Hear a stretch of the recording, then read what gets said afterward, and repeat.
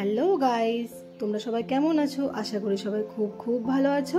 আজকের রেসিপি হচ্ছে এগ তড়কা, যার জন্য একটা ফ্রাইং প্যানে আমি তেল গরম করে নিয়েছি। এবার এর মধ্যে গোটা জিরে, একটা শুকনো লঙ্কা, তেজপাতা আর আগে থেকে কুচো করা আদা, রসুন, পেঁয়াজ এর মধ্যে দিয়ে দিয়েছি। এবার এটা একটু নেড়ে নেব। একটু হয়ে এলে এর মধ্যে কুচোনো টমেটো দিয়ে দেব। এবার একটু রান্না করে নেব। তারপর এর উপর থেকে দুটো ফেটিয়ে রাখা ডিমও দিয়ে দেব।